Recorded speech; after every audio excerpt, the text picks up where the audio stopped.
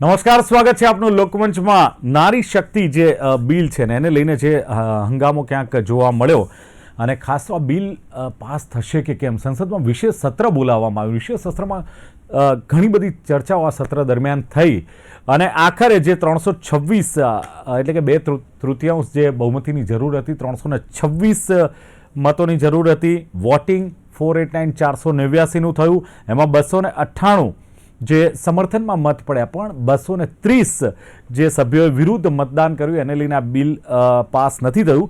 પણ ક્યાંક મોદી સરકારનું કહેવું છે કે એક ઐતિહાસિક પગલું હતું, મહિલા સશક્તિકરણ માટેનું હતું। પ્રધાનમંત્રીએ તો કહ્યું કે મહિલાઓને માત્ર મતદાર નહીં પરંતુ રાષ્ટ્રના જે નિર્માતા તરીકે સ્થાપિત કરવી જોઈએ, અને એમને કહ્યું કે અમારો ઈરાદો એ છે કે 33% અનામત આપી સત્તામાં પણ સમાન હક મહિલાઓને મળે।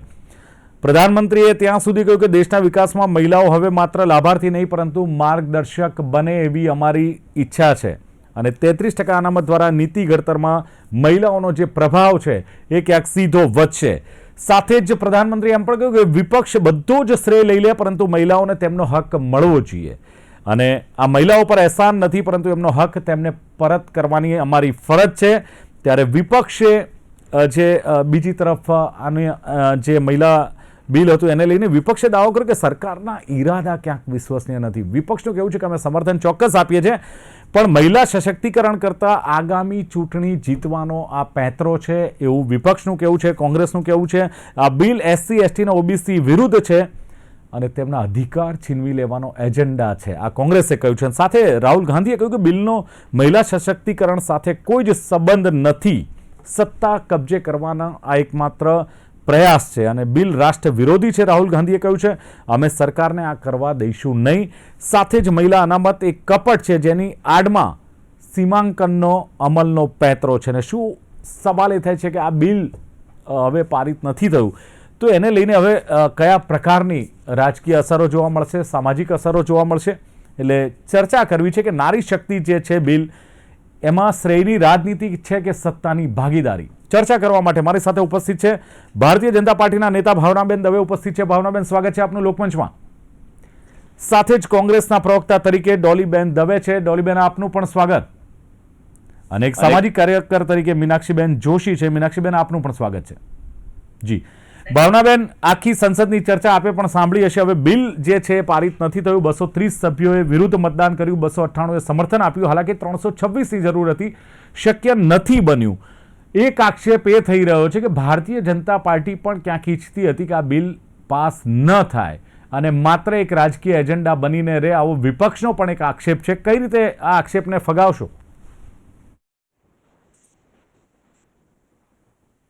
અનમ્યુટ કરજો, મ્યુટ છે અવાજ, અનમ્યુટ કરજો।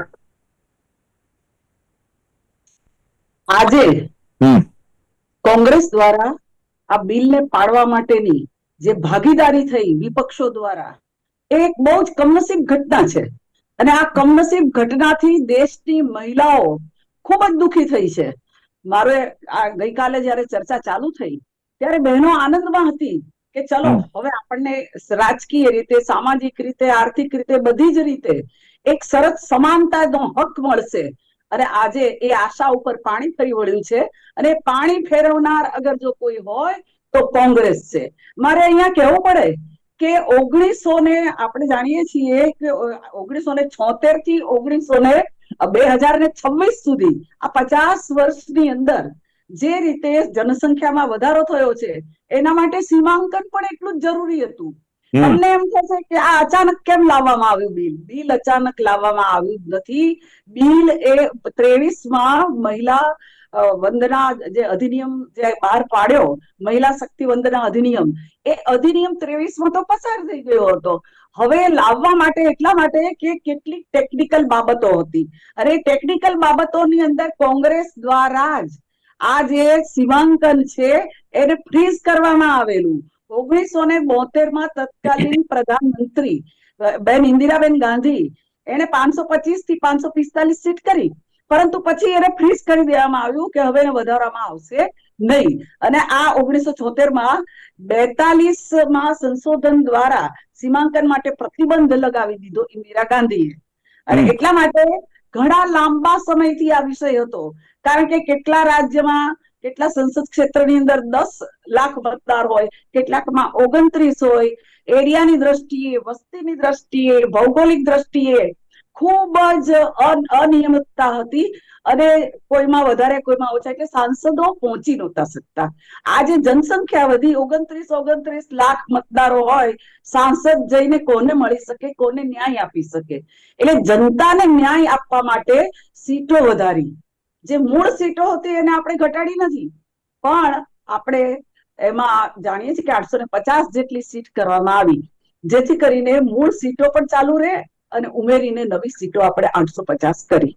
એટલે કહેવાનો મતલબ કોંગ્રેસનું આ જે પ્રકારનું જે વલણ છે દેશ માટે થઈને, એમને કોઈ સમાજને આગળ આવવા નથી દેવો. એમને સ્ત્રીઓને મતદાન એટલે કે એમના વારસાગત, ઇન્દિરાબેન પછી આવે એમના વારસાગત બધા, અને એને જ કહેવાય કે એ મહિલાઓ જ બરોબર. જેમ કે પ્રિયંકા ગાંધી, ડિમ્પલ, અખિલેશ યાદવ, આ બધા આરજેડી ના આપણે જોઈએ છીએ કે એમના ઘરની મહિલાઓને બધા અધિકાર હોય, પણ દેશની મહિલાઓને અધિકાર આપવા માટે એ લોકો તૈયાર નથી. અને આ બિલ એ બહુ જ કમનસીબ છે કે જેને આજે કોંગ્રેસ એટલે એમાં વિપક્ષની જે એક વાત છે ને કે તમે આ જે કોટાની અંદર ઓબીસી મહિલાઓને જે અલગથી અનામત મળવું જોઈએ એની કેમ ભારતીય જનતા પાર્ટી નકારી રહ્યું છે?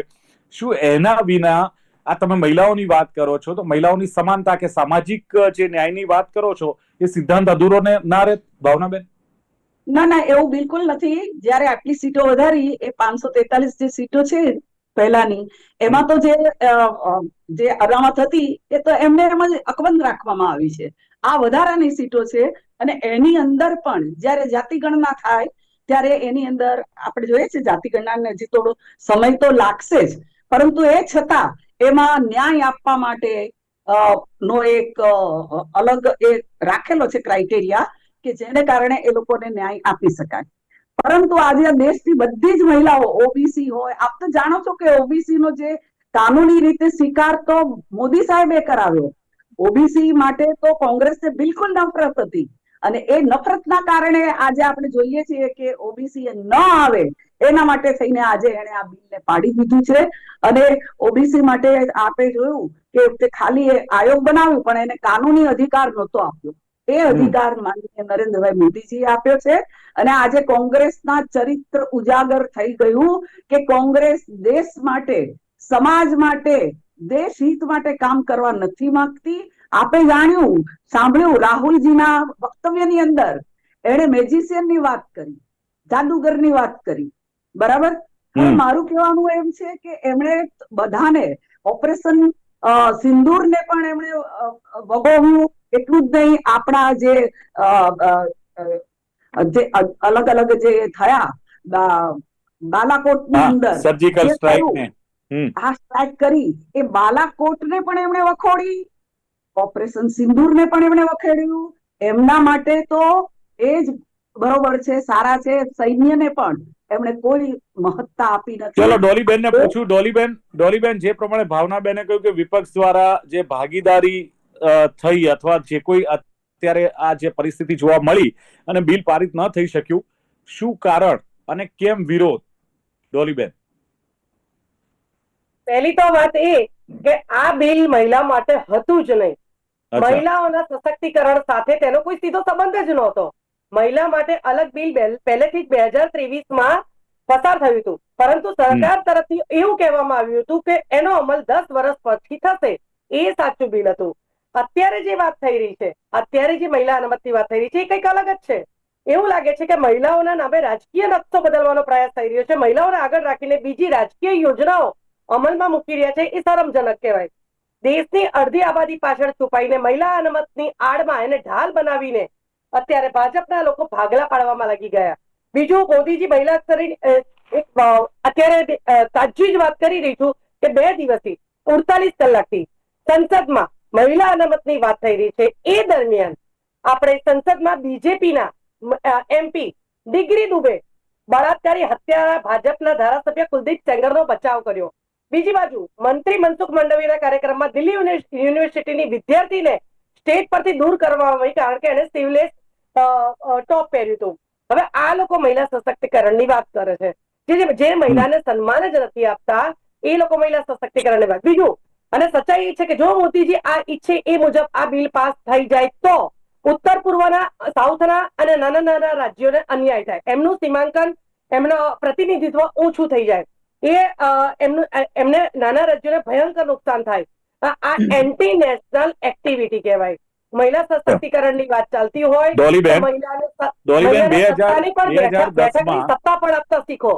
ડોલીબેન, મારે તો ભાવનાબેનને કહેવું હતું પણ કે 2010માં આ જ કોંગ્રેસ પાર્ટી આ મહિલા બિલ લઈને આવી હતી, પણ હવે એનો જવાબ હું આપને આપી દઉં કે 2010માં ચોક્કસ કોંગ્રેસ રાજ્યસભામાં આ બિલ લાવી પસાર પણ થવા દીધું, પણ લોકસભામાં તેને રોકવામાં આવ્યું. હવે તમે મને કહો કે વિપક્ષોનું દબાણ એટલું હતું કે એના કરતા મહિલાઓના હક અને વિપક્ષોના દબાણ વચ્ચે સત્તા બચાવી તમારી જરૂરી હતી, જેને લઈને પછી એ પાસ નથી થયું. સામે યુપીએ અને સરકારના એ લોકોના લીધે બહુમતી ન મળવાથી પસાર નથી થયું. અમારું તો પહેલેથી જ સ્ટેન્ડ ક્લિયર છે કે મહિલા અનામત માટે જો સાચી રીતે મહિલા અનામત કોઈ પણ શરત વિના પોતાના પક્ષનો એજન્ડા પાસ કરવા માટે ના થાય તો મહિલા અનામત અત્યારે પાસ થઈ ગયું હોત, એનો વિરોધ ના થયો હોત. પણ એની પાછળની જે કૂટનીતિ છે, ગંદી રાજનીતિ છે, અમે એનો વિરોધ કર્યો છે. અને સશક્તિકરણની વાત કરનાર લોકોને કહું કે મહિલાને સત્તા નહીં, એને બેઠક નહીં, એને સત્તા આપો. આજે સરપંચ મહિલા હોય છે તેનો વહીવટ પતિ કરે છે. મહિલા ખાલી નામની છે, બાકી સત્તા તો પતિઓના જ હાથમાં હોય છે. ત્યારે મહિલા સશક્તિકરણની વાત થતી હતી. અને આર્થિક રીતે મજબૂત કરો. જ્યારે રાજસ્થાનમાં 500 રૂપિયાનો બાટલો હોય ત્યારે ગુજરાતમાં શું ભાવ છે? આ બીજા રાજ્યોમાં 10,000 રૂપિયાની મહિલાઓને સહાય થતી હોય ત્યારે ગુજરાતની મહિલાઓને કેમ સહાય કરવામાં નથી થતી? આર્થિક રીતે મજબૂતીમાં ઉજ્જવલા યોજના એમણે પાસ કરી કે ઉજ્જવલા યોજનામાં મહિલાઓને આમ સહાય, તો એમને ખાલી બાટલો આપવાનો એની જગ્યાએ સસ્તો બાટલો આપવાનો. તો પછી ડોલીબેન, તમારી પાર્ટીમાં તમે સત્તા આપો, આર્થિક મજબૂતી આપો, સન્માન આપો, એ મહિલા સશક્તિકરણ કહેવાય. એ મહિલા અનામત. ડોલીબેન, તમને લાગતું નથી કે તમારી પાર્ટીએ મહિલાઓને વધારે આવે એવું સીમાંકન ન કરાય? ડોલીબેન, તમારી પાર્ટીએ મહિલાઓને સન્માન આપવું હતું તો 33% ટિકિટ લોકસભા અને વિધાનસભામાં આપી હતી મહિલાઓ. પંચાયતી રાજમાં, ગ્રામ પંચાયતી રાજ છોડો, તમે વિધાનસભા લોકસભાની વાત કરો. પંચાયતી રાજમાં તો આપણે 50% આપીશું અત્યારે જે સ્થાનિક સ્વરાજ્યમાં. લોકસભા અને વિધાનસભામાં કેમ નહીં? 33% તમે ક્યાં આપી છે મહિલાઓને? 2023માં મેં સંપૂર્ણ સહમતિ આપી છે. અને એ પહેલા 2018માં રાહુલજીએ મોદીજીને લેટર પણ લખ્યો હતો કે આ બિલ જલ્દી પસાર કરો અને 2019માં લાગુ પણ કરો. અને એના માટેનો અમારાથી ક્યારે એનો વિરોધ કર્યો નથી. પણ તમે મહિલા રાજકારણના, મહિલા અનામતની ઢાલ બનાવીને તમે તમારી ગંદી રાજનીતિ કરો, અમને એની સામે વિરોધ છે. ચલો, બિલકુલ.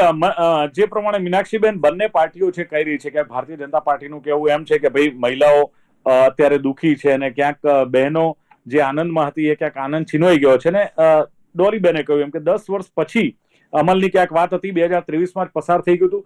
શું લાગે છે આની પાછળ એક ચોક્કસ રાજનીતિ છે, ક્રેડિટ લેવા માટેની હોડ લાગી છે કે ખરેખર બિલ લાગુ કરવાની મનસા કે નથી? શું લાગે છે આની પાછળ કોઈ રાજકીય ગંધ આવી રહી છે?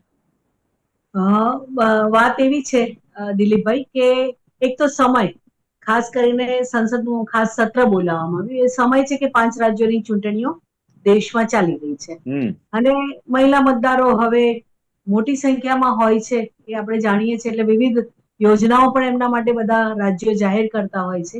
એવા સમયે સંસદનું આ ખાસ સત્ર, અને એમાં 23માં પસાર થઈ ગયું હતું. વાત સાચી છે. એ વખતે સેન્સસને જોડ્યું હતું કે વસ્તી ગણતરીના આધારે એ થશે. ત્યારે પણ મેં કહ્યું હતું આપણે ચર્ચામાં કે આનો અમલ થવાનો નથી.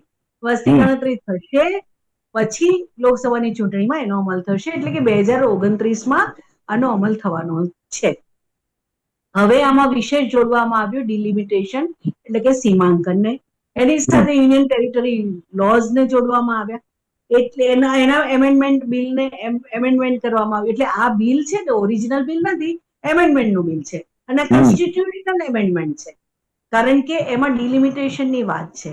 અને ડિલિમિટેશનની પ્રોસેસ એક આપણા દેશમાં ખૂબ સંકુલ, કોમ્પ્લેક્સ છે અને એને ખૂબ ધીરજથી કરવી જોઈએ, બહુ ડેમોક્રેટિકલી કરવી જોઈએ. એ કરવા નહીં અને ઉતાવળ કરવાની વાત હતી. બીજી વાત છે, 23માં પસાર થઈ ગયું હતું ત્યારે શા માટે સેન્સસને જોડ્યું? ત્યારે જે 546 આપણી બેઠકો છે એમાં શા માટે લાગુ ના કરીએ 33%? બિલ તો પસાર થઈ ગયું હતું. 24માં કરી શકાય એવું હતું, એ વખતે સેન્સસને જોડી દીધો. એનો અર્થ એ છે કે આપણા આ કહેવાતા મોટા પક્ષો હું કોઈ પક્ષ એકનું નામ દેવા નથી માંગતી, આ બધા જ કહેવાતા મોટા પક્ષોને મહિલા સશક્તિકરણ શબ્દ બોલવા ખાતર બોલે છે, દિલમાં ઈચ્છા નથી. બીજી વાત, આ બધા પક્ષોને હું એટલું પૂછવા માંગુ છું કે ચાલો કાયદો નથી, પણ મને ઝવેરચંદ મેઘાણીની પંક્તિઓ યાદ આવે છે કે એક માલિક છે કારખાનાનો, એમાં મજૂરને વાગ્યું છે, એનો હાથ કપાઈ ગયો છે, તો માલિક શું કે છે ખબર છે કે શું કરીએ ભાઈ, તમને વળતર તો આપવા માંગીએ છીએ પણ કાયદો નહીં એટલે કેવી રીતે અપાય? બોલો, એવી વાત છે. કોણ રોકે છે આ બધા પક્ષોને કાયદા વિના મહિલાઓ ઉમેદવારો બનાવતા? એમને નથી બનાવવા, એટલે કાયદો નથી એની વાત કરે છે. કાયદા વગર પણ મહિલાઓને ઉમેદવાર તરીકે 3350% બનાવો ને. ચલો ભાવનાબેન, કોઈ પ્રતિબંધ નથી, શા માટે નથી કરતા? અચ્છા, અત્યારે જેટલી સીટો છે એનો આર્થિક બોજો લોકો ઉઠાવે છે, હવે વધારે આર્થિક બોજો ઉઠાવવાની વાત થઈ રહી છે. આ સીટોમાં કેમ અનામત ના આપી શકાય? બિલકુલ ભાવનાબેન, જે પ્રમાણે વાત થઈ રહી છે, હું આવું મીનાક્ષીબેન, ઈરાદો નથી, ખાલી રાજકીય ગેમ છે, ગેમ. ઓકે અને દોષારોપણ ભાવનાબેન કરવાનું. ભાવનાબેન, એટલે જે પ્રમાણે વાત થઈ રહી છે કે 2024માં જ આ બિલ લાગુ થઈ જાય, 2023માં પાસ થઈ ગયું હતું, પણ એમેન્ડમેન્ટ તમારે લાવવામાં આવ્યું અને જે સેન્સસની વાત કરી એને લઈને ક્યાંક અટકી પડ્યું, તો આનો અમલ ભૂતકાળમાં થઈ ગયો હોત 2024માં. જો દિલીપભાઈ, સૌથી પહેલી વાત હું કોંગ્રેસના પ્રવક્તાને કહેવા માંગુ છું કે 2000 ની અંદર જયારે મનમોહન સિંહ વખતે બિલ લાવવામાં આવ્યું હતું મહિલા સશક્તિકરણ માટે, આ જે રિઝર્વેશન, એમાં SC ST નું કોઈ જ પ્રાવધાન નહોતું, પહેલી વાત. બીજું કે આ મહિલા સશક્તિકરણ બિલને રોકવા માટે, જેમ પેલા બેને જે ચર્ચા કરી ને કે 543માં આપી દેવું હતું, પરંતુ એ બહુ જ મોટો અઘરો વિષય હતો. એ અઘરો વિષય એટલા માટે થઈને કે જનસંખ્યા વધી ગઈ હતી, અને જનસંખ્યા વધવાના કારણે સીમાંકન પણ સાથે લેવું પડે. જો સીમાંકન ના લઈએ તો ખૂબ મુશ્કેલી પડે. 1976 અને 1926 એ 50 વર્ષની અંદર તમે જુઓ તો 140 કરોડ આજે સંખ્યા છે આપણી પાસે. એટલે 140 કરોડની જે સંખ્યા હોય એમાં તમારે સીટો વધારવી જ પડે. જો સીટો ના વધારો તો એ શક્ય ન બને. એટલે તમે એમ કહો છો કે 2023 ની અંદર અધિનિયમ પસાર કર્યો, બરાબર, બહુમતીથી પસાર થઈ ગયો હતો, પરંતુ ઘણા બધા વાંધાઓ સાથે પસાર થયો હતો અને એમાં સીમાંકન કરવાનું હતું. આજે આપણે જોઈએ છીએ કે કોંગ્રેસ ખોટી રીતે જે કઈ કરી રહી છે. નરેન્દ્રભાઈએ તો યોગદાન એમને આપવાનું કહ્યું, ના કર્યું. આ બિલની ચર્ચા ઘણા વખતથી ચાલે છે. અગર જો એવું કહેતા હોય કે તમે ઇલેક્શન છે અને લાવ્યા છો, તો મારે કહેવું છે કે એવો કયો સમય છે આ દેશની અંદર કે જયારે ઇલેક્શન ન હોય? અને એટલા માટે જ અમે એક દેશ, એક ચૂંટણી, ઇલેક્શન, એક કાયદો લાવવા માંગીએ છીએ. શા માટે એ કાયદાનો ભંગ થયો? એ ભંગ થયો એ પણ 1967 ની અંદર ઇન્દિરા ગાંધીના કારણે, કોંગ્રેસના કારણે, ઇમરજન્સી આવી એના કારણે. આ જે કાનૂનો હતા, જે ખોટી રીતે સરકારોને બરખાસ્ત કરવામાં આવી, એના કારણે આજે કાનૂન હજુ ચાલુ જ છે અને રહેશે. એને બદલી શકવો અઘરો છે. મને સાંભળી લો, એક દેશ, એક ચુનાવ, એક જ સાથે ચુનાવ થવો જોઈએ. એ શક્ય નથી ભાવનાબેન.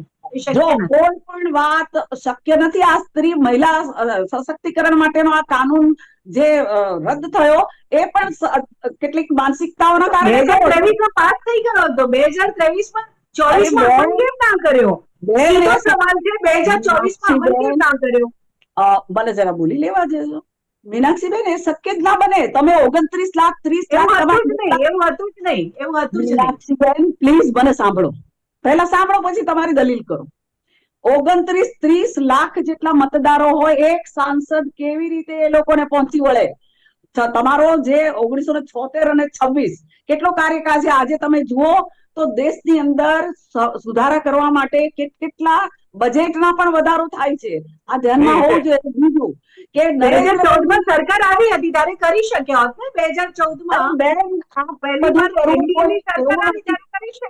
ને. 2014માં દિલીપભાઈ પ્લીઝ મને બોલવા દો. હા, એટલે એમણે સવાલ કર્યો બરાબર છે. 2014માં તમે કરી શકત ને ભાવનાબેન, માત્ર બિલ લાવવાની વાત નથી. અત્યારે મહિલાઓ પર જે મર્ડર, રેપ, અત્યાચાર થાય છે એને કદાચ આપણે રોકી શકીએ તો બરાબર છે. ભારતીય જનતા પાર્ટીની ચૂંટાયેલી મહિલાઓ જેમનો વહીવટ સરપંચ હોય કે પછી વહીવટ પતિદેવ કરે છે, રબર સ્ટેમ્પ જ્યારે મહિલાઓ બને છે ત્યારે તો આપણને એવું થતું નથી કે આ મહિલાઓને આમાંથી આઝાદ કરીએ, અથવા માત્ર શોપીસ બનીને બેસી રહે છે મહિલાઓ. દિલીપભાઈ, હમ દેશને આઝાદ થયા કેટલા વર્ષો થયા? આ હમ. કામ અમારા માથે કરવાનું આવ્યું છે, અને આ કામ નરેન્દ્રભાઈ મોદી જયારે મુખ્યમંત્રી હતા તો ત્યારે તમે દાવા કરો છો એટલે ના ના મહિલાઓની છે. હા, બોલો. તમે મહિલાઓના ઉદ્ધારકના દાવા કરો છો એટલે આ મારે કહેવું પડે છે કે અત્યાચાર, બળાત્કાર, રેપ, મર્ડર આ મહિલાઓનું આજે પણ ચાલુ છે. કદાચ આપણે એને રોકી શક્યા હોત. દિલીપભાઈ, આ વાત તમારી બિલકુલ સાચી છે, રોકી શક્યા હોત, હમ. બરાબર, પણ રોકી શકવા માટે વિપક્ષનો પણ સહયોગ જોઈ. ભારતીય જનતા પાર્ટીએ કેટલા કાનૂનમાં સુધારા કર્યા છે. આજે આપણી પાસે એટલો સમય નથી. તમે જે કઈ કાનૂન હતા, બ્રિટિશ વખતના કાનૂન હતા. અનેક કાનૂનો એવા હતા કે જેને આપણા સમાજને અન્યાય થતો હતો, એમાં સુધારો કર્યો છે. આજે મોદી સરકારે શૌચાલય, મીનાક્ષીબેનને મારે કહેવું છે કે શૌચાલયનો વિચાર કોઈને આવ્યો તો? ગામડાની ગરીબ બહેનો અંધારામાં જતી હતી ટોયલેટ માટે. જો ભાવનાબેન, આપણે મુદ્દો ડાયવર્ટ થશે